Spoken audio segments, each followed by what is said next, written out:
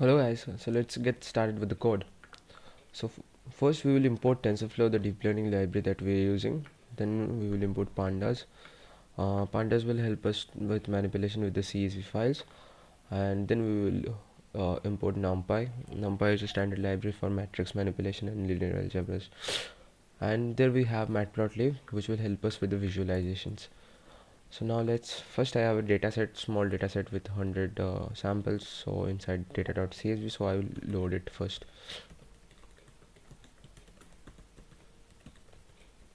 Then I will display the head or the first 5 elements of it. Okay, so this is my dataset. So I have two in the input. I have x and y, and the output should be the label that we are going to predict.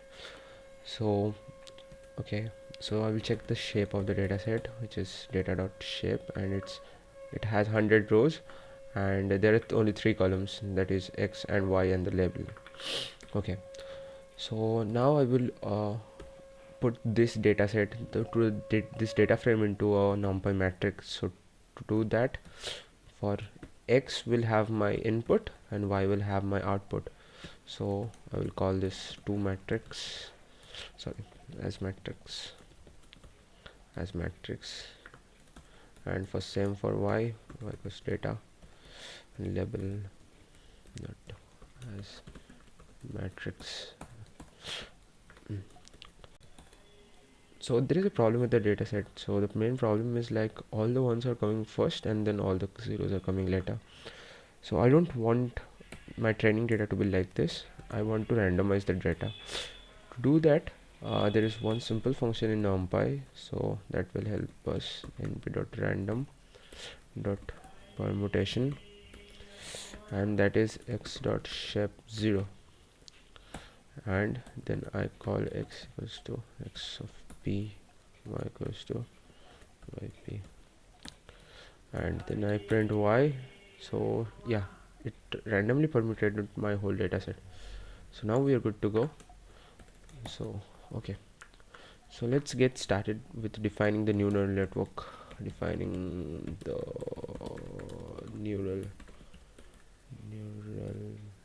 network, or perceptron.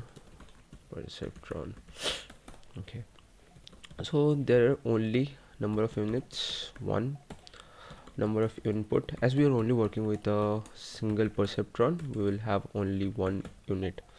And number of outputs, we have only one. So the number of input is 2, as we have only x and y, and the number of output is 1. Now let's get started with defining the placeholders.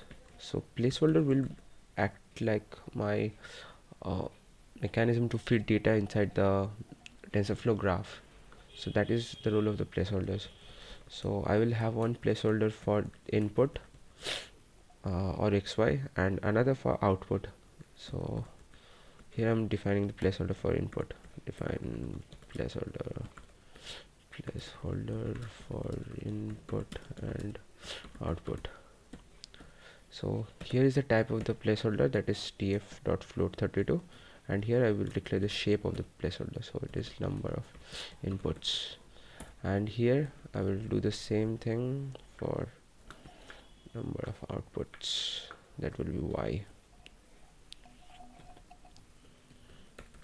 Outputs, okay, fine. Okay, oh, placeholders, placeholder, yeah, we're good to go now. Okay, so we are done with defining the placeholders. Now we will define the weight and the bias. Weights and bias. So first define my weight, that will be a TensorFlow variable, that will be tf.variable, and we want to initialize randomly, so we'll initialize with tf.random normal with the shape like number of inputs comma number of units. And for bias, I will have this tf.variable tf.random normal, and that will be only number of units. Okay, and then what I need to do is I need to calculate xw plus b, and then pass this to my activation function.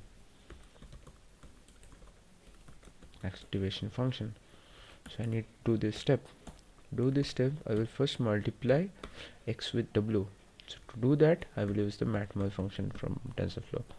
So it will be x comma w, and then I need to add b with this. So I will add tf.add comma b. So this will be my output, and then I need to pass my output to my activation function. So here I will be using a sigmoidal activation function,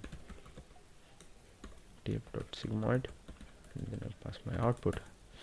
Okay, w, so it should be, wait, b is not pass. Okay, so we are done with this. Okay, so now we have defined our neural network. So there are some steps that we all need to do, that is define the cost function, cost or the loss function, and the optimizer that we are going to use. So to do that, first let's define loss function. So I will call it loss. So that will be tf dot nn dot sigmoid. So we will be using sigmoid cross entropy. So this is the function, and it will take two parameters. So one will be the original y, and the other will be the predicted output. So let my original output be labels be my original output, that will be y, and my predicted output will be logits, that will be output. Okay, and then I have this, then I need to define my optimizer. So I will be using a gradient descent optimizer, so I'll call that GDO. It will be tf dot train dot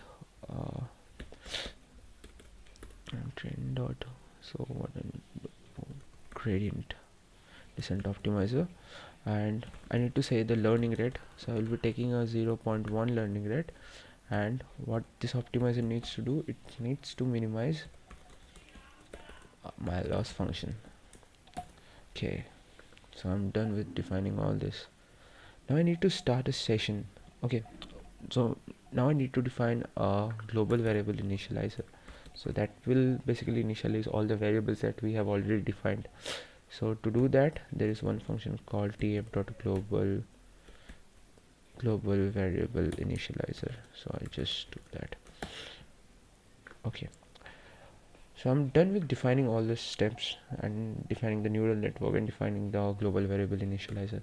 So what I need to do now is I need to create a TensorFlow session and start the computation. To do that, I will call this with tf.session as ses.run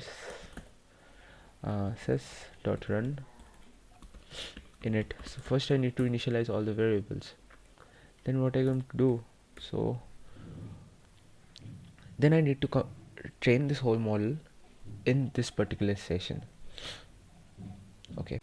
Okay, so here I need to make some choices, like the number of epochs that I'm going to use, the batch size, and all that.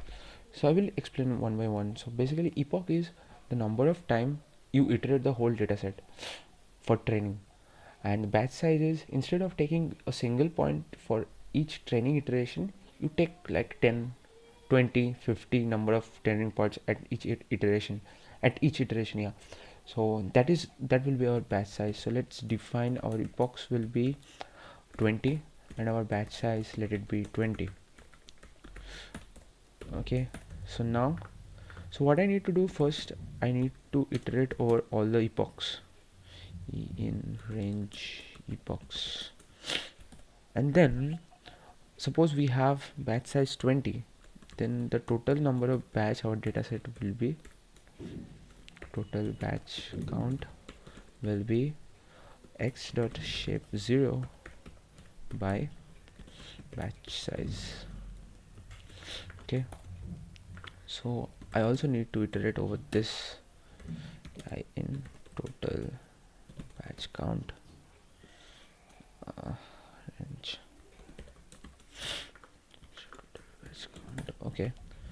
So now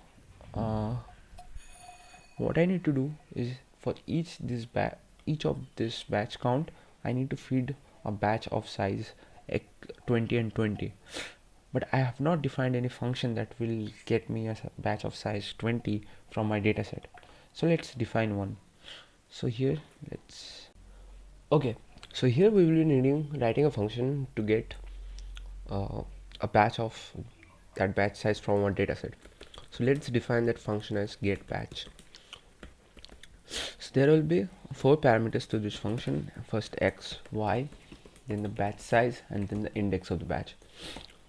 So I will return x as batch size star idx 2, batch size star idx plus 1, and then for y I do the same thing for y.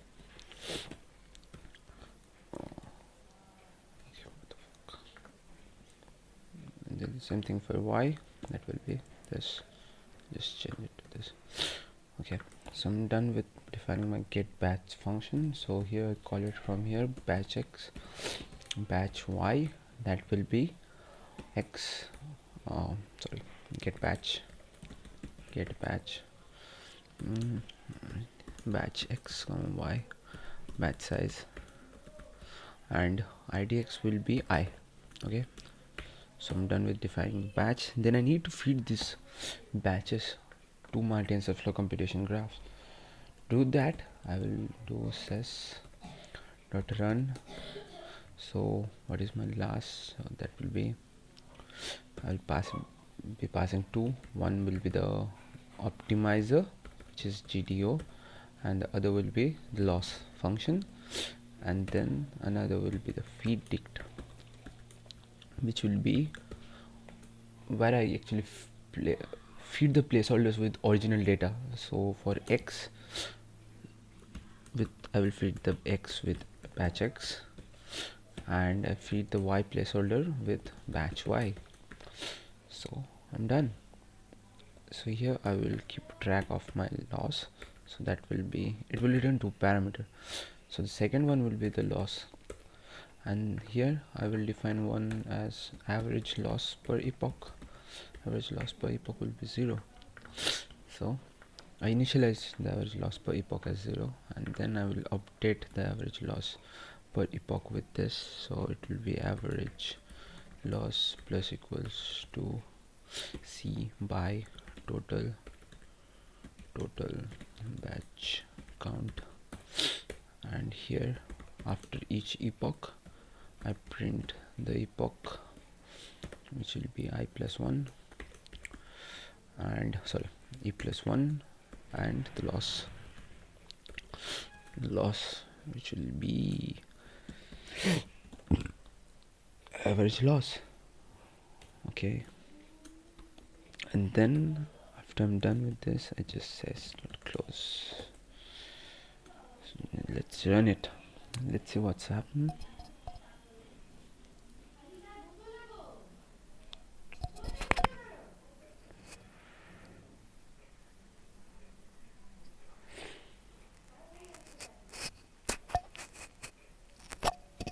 Okay.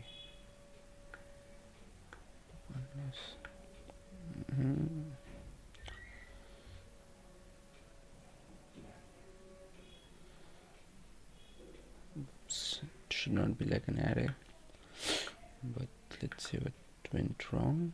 Okay, so here it will be. There's one problem with this, so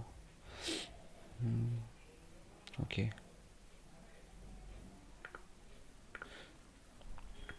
So there's one mistake I made here, which is this will be tf dot reduce min. Actually, we don't want to operate on each point. We want the loss to be, the loss is basically the mean of loss for each point. So I need to add that, and I will rerun it, and I will get this. Fine.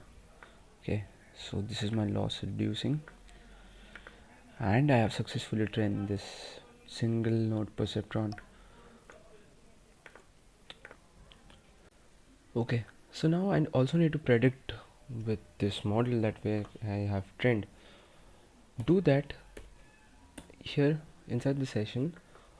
I will do an output dot eval, as output is my just last layer, or the output that is giving. So I will be getting an output in 0 and 1, so that will basically be the probability of that being the class of 1. So I will call output dot eval, where I will pass a dictionary that will be x. So I will do it for the first 3 elements. Let's do it for the first 3 elements, and then I will put this inside spreads, and so I will print spreads. So basically I'm testing on the training data that actually you should not do. I just have a small data set, so I cannot have like another set of test data. So I'm just testing on the train data, which is not you should do anyway. Okay, so this is my output. So this is the probability of me of the first 3 elements. So let's check it with the original result. So it's, yeah, 1 0 1. So if we had a hard thresholding of like 0.5, then all this two will be classified as 1, and this one in the middle will be classified as 0. So basically that is correct in our training set. Okay, so we're almost done, and in the next videos we'll take a look at how to build a complete feed forward neural network with TensorFlow. Thank you.